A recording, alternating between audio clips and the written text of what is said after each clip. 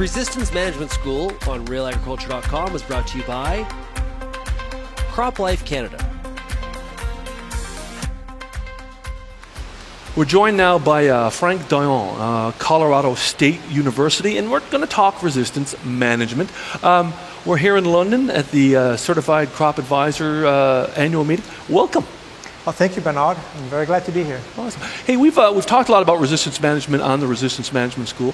One thing we haven't done was talk about a herbicide risk management, risk assessment. And you've got 6 great points that I think growers really should be thinking about. Let's run through those, Frank. First one you had was, ask yourself as a grower, have you been using the same herbicide or herbicides with the same mode of action? Yes, and this is a key factor in managing resistance and assessing whether your management practices are conducive to the selection of resistance. And that's for a very simple fact. Evolution is an evolutionary process. And as with everything else in life, organisms adapt to their environment. When we apply a herbicide or a class of herbicide with the same mode of action, we are imparting a selection pressure on a group of plants, which we'll call individual plants. And in a field, if you imagine that you have 100,000 weeds, they all receive the same amount of herbicide, and they will be challenged by this. And hopefully the herbicide will work and kill the plants. Once in a while, plants will have mutations that are naturally occurring that provide resistance. So one individual may survive that treatment. Now, that is not a problem if the next year you apply a herbicide that affects a different target site. But if you apply a herbicide or a group of herbicides that have the same target site, then that one individual that survived the previous year will have generated offsprings that will survive as well. And over time, you'll end up with a patch of resistance. And depending how rapidly through pollen and seed dissemination, how quickly those things can move. Like in Colorado, we have a plant called the kochia, for example, that's a tumbleweed. One single plant will make 100,000 seeds. And over the winter, as it tumbles across the field, you could have resistant individuals disseminated over a mile. Now, some other plants don't spread as fast. Hopefully, you can catch resistance earlier than that. But making sure that you rotate mode of action as you do your field treatment will ensure that you slow down the possibility of evolution. Another point you made, for growers was, ask yourself, has your uncontrolled weed been previously controlled by that same herbicide in the previous years? Right, and I should also remind listeners that what I'm talking about here is risk assessment done by a farmer on his own field.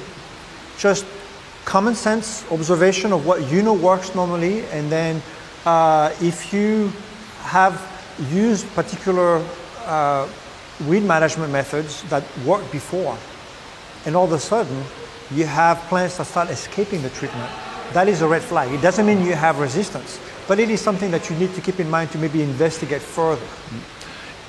Another point you added was, are there live weeds beside dead weeds? Yeah, that's a good telltale factor to look at in your field.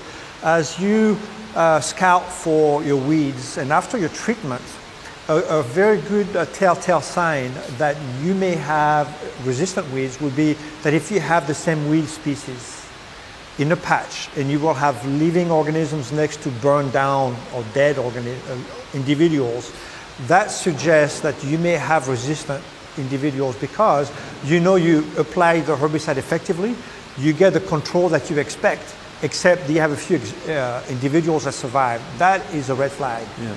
Another point you mentioned was, has your general weed control declined? Is it losing effectiveness? Yes, and that brings into another factor. So the previous one, when you have live individuals and dead individuals of the same species, that suggests that you have selected possibly for resistance in that field.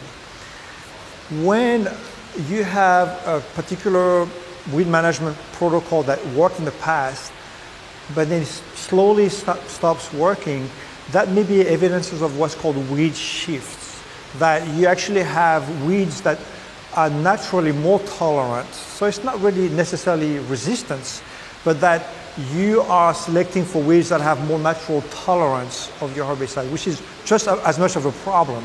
And so and that tends to be a slow process. So we call that creeping resistance, which is really tolerance. That's over several years, maybe the population of your weeds change in your field, and all of a sudden you end up concentrating with weeds that are more difficult to control. You also asked that growers keep an eye out, in nearby fields, ditches, for weeds that are not controlled, possibly resistance. Yes.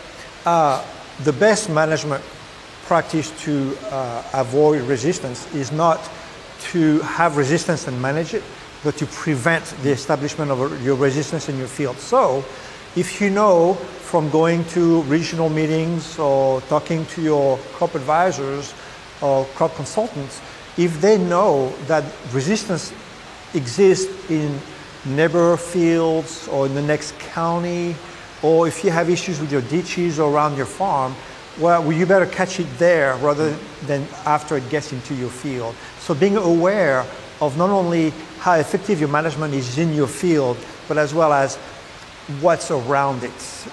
Being more broad in how you consider weed management will be to your advantage. And especially if those species are being controlled elsewhere, right? Yes.